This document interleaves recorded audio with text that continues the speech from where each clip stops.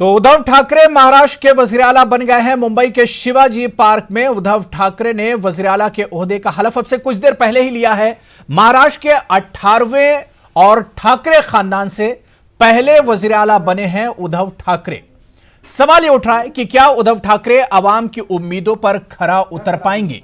क्या महाराष्ट्र में किसानों के मसाइल हल होंगे? और सबसे अहम यह सवाल कि क्या इत्तेहाद की यह सरकार मजबूती से चलकर अपने 5 साल मुकम्मल कर पाएगी? आपको बताते चलें कि उद्धव ठाकरे के अलावा तीनों इत्तेहादी पार्टियों से दो लीडरों ने भी वुज़रा के ओहदे की हलफ ली है।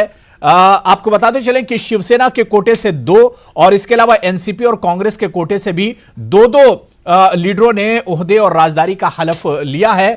कुल मिलाकर 6 लीडरों ने ओहदे और राजदारी का हलफ लिया है। तीनों पार्टियों के दो लीडर शामिल हैं और सबसे बड़ी और अहम खबर जो है वो यही है कि महाराष्ट्र में जो एक सियासी ड्रामा चल रहा था, आखिरकार 1 महीने के बाद उसका खात्मा हो गया है।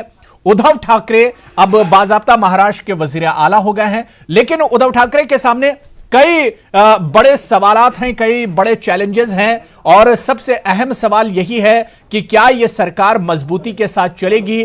देवेंद्र फडणवीस ने कहा था कि 3 पार्टियों की सरकार है, 3 पहियों की सरकार है, यह आसानी से नहीं चलेगी या यह टिकाऊ सरकार नहीं होगी। तो सवाल यही उठ रहा है, क्या यह सरकार मजबूती से चलकर अपने 5 साल मुकम्मल करेगी?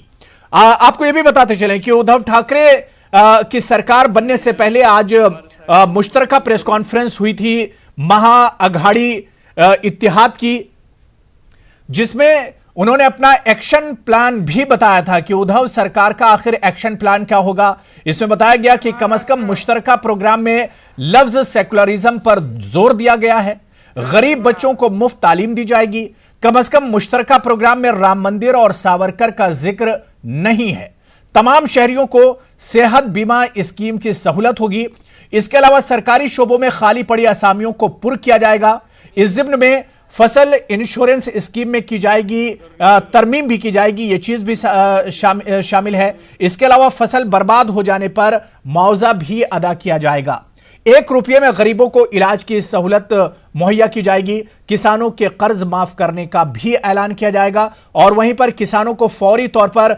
माली मदद देने का भी वादा किया गया है। आपको बताते चलें कि लगातार एनसीपी का खासतौर से जो जोर था और जो फोकस था वो किसानों के मसाइल पर था और बाद में उद्धव ठाकरे ने भी कहा था कि वो महाराष्ट्र के किसानों के मसाइल को लेकर एक तरह से फिक्रमंद हैं, उनकी सरकार अगर बनती है तो किसानों के मसले हल करेंगे। अब जो वादा उद्धव ठाकरे ने किया था, शिवसेना ने किया था और खासतौर से अपने मैनिफेस्टो में उन्होंने शामिल किया था, अब यह देखना बहुत अहम होगा कि उद्धव ठाकरे के हाथ में एक तरह से बागडोर है, क्या वो किसानों के वादे पूरे करेंगे? किसानों के साथ जो मसाइल हैं क्या वो मसाइल एक तरह से पूरे होंगे? ये देखना भी बहुत अहम होगा क्योंकि एनसीपी और कांग्रेस भी एक तरह से शामिल हैं इत्तेहाद में। क्या इन तीनों पार्टियों के जो मसाइल हैं, इन तीनों पार्टियों के मैनिफेस्टो में जो वादे किए गए थे, या यूं कहा जाए कि अब मैनिफेस्टो तो आप दूर रख दीजिए, इन तीनों पार्टियों का कॉमन मिनिमम जो प्रोग्राम है उस पर किस तरह से अमल किया जाएगा, यह देखना भी बहुत अहम होगा।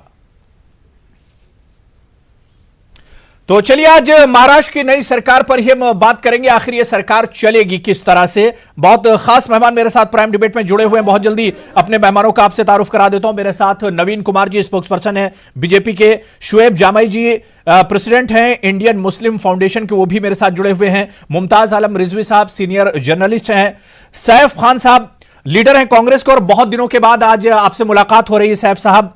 इनके अलावा संतोष दुबे जी स्पोक्सपर्सन है शिवसेना के, वो भी हमारे साथ इस डिबेट का हिस्सा हैं और हमारे नुमाइंदे मोहिउद्दीन लगातार इस पूरे सियासी हलचल और इस ड्रामे को एक तरह से वो शुरू से ही कवर करते रहे हैं। मोहिउद्दीन के साथ सैयद अशरफ अली जो कि एनसीपी के लीडर हैं, बड़ा मुस्लिम चेहरा है महाराष्ट्र में, वो भी हमारे साथ जुड़े हुए हैं। अपने तमाम मेहमानों का बहुत इस्तकबाल और बहुत वेलकम करते हैं न्यूज 18 उर्दू में। मैं सबसे पहले संतोष दुबे जी आपसे ही शुरुआत करना चाहूंगा कि उद्धव ठाकरे जी आखिरकार वजीर आला बन गए और ठाकरे खानदान का पहला शख्स एक तरह से महाराष्ट्र की जो कुर्सी होती है उस पर एक तरह से विराजमान हो गया है।